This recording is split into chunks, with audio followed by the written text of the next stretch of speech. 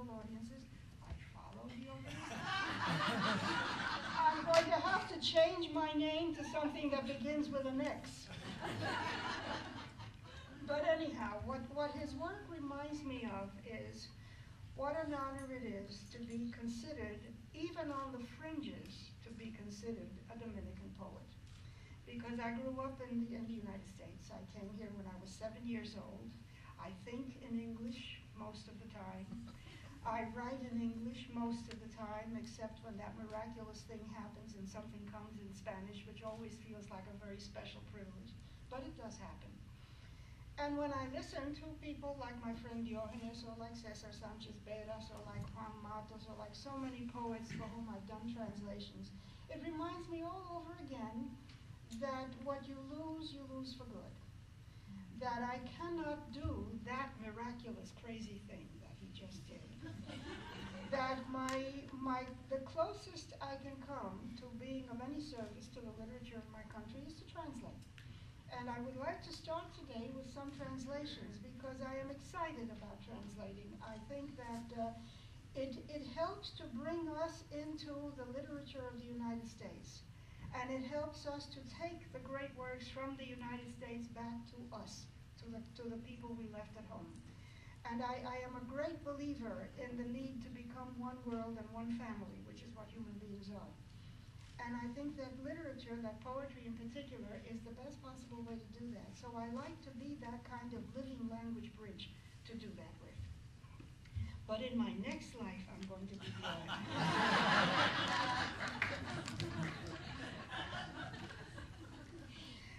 One of the people that I like very much to translate is my old friend Sor Rhina Espaillat, mid-17th century Mexican nun. She was sassy, she was fearless, she loved to subvert the male traditions in writing, and although she was a nun, she seems to have understood very well the relationship between male and female lovers. And in this pair of poems, it's a pair of sonnets. She was one of the great sonneteers of the world, and she was also probably the first great poet of the Americas. She really was, and a feminist. But in this pair of sonnets, what she does is to speak first for, well, I have to give you the background. This is a couple that's been breaking up and making up, breaking up and making up. You know how it works. It happens all the time, back and forth, and I don't know which people enjoy more, the breaking up or the making up. But at any rate, the young man whose name is Celio has apparently complained to his girlfriend, who is furious with him, that she has forgotten him. She doesn't love him anymore. You have forgotten me. And of course, he's looking for a sweet answer from her. He wants to make up, but she's not ready yet. She's furious. And she wants, instead of making up, to push the knife in deeper and twist it. So she gives him this answer.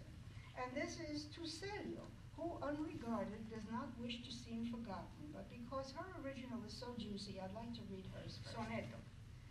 No quiere pasar por olvidado lo descuidado. Dices que yo te olvido, Celio, y mientes en decir que me acuerdo de olvidarte. Pues no hay en mi memoria alguna parte en que, aún como olvidado, te presentes. Mis pensamientos son tan diferentes y en todo tan ajenos de tratarte, que ni saben si pueden agraviarte, ni si te olvidan, saben si lo sientes. Si tú fueras capaz de ser querido, fueras capaz de olvidar, y ya era gloria.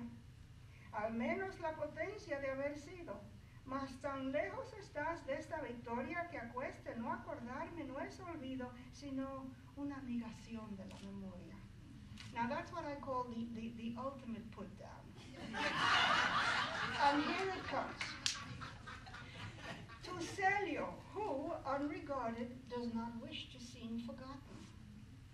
You say that I forget you, but you lie. It would require thinking to forget you, and nowhere in my thinking have I let you, even as one forgotten, saunter by.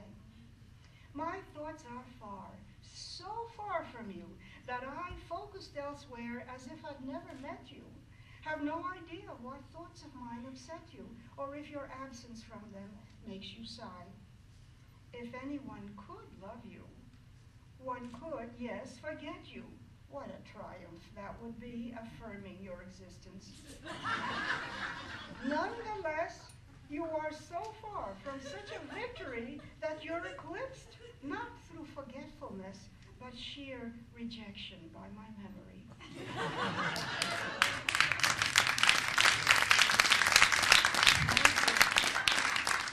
Now, if this guy had been an ordinary schmo, he would have turned around and walked away, never been heard from again. But this fellow was clearly right up to her standards. He's her equal. And here's his answer. I'm not going to read his answer in Spanish, but I think you get the idea. He sees through her like glass. He understands exactly what it is that's going on in her mind and heart, and he wants so badly to let her know that he knows what she's thinking and feeling and that he sees completely through her, that he has not only answered her in sonnet form, but he has used in his sonnet the identical rhyme words at the end of all the lines. He has given her mientes, olvidarte, parte, presentes, the whole thing all the way down. So I don't know what you'd call this. This would have to be the ultimate anti-put down. Celio, employing the same rhymes, refutes Claudia's hyperbole with his own even more ingenious truth. You claim to have forgotten me, but lie when you say I've forgotten to forget you. Since clearly, thinking so, your mind won't let you forget forgotten me and keeps me by. If your thoughts differ from Albedo's, I suspect you'll come around, for since I met you, it's you who think the thoughts that most upset you, saying things you don't mean that make you sigh. You say that I'm not lovable, but yes, it's you yourself who prove I well may be. So all your arguments profit you less than they do me, since to gain victory you keep forgetting your forgetfulness. I'm not rejected.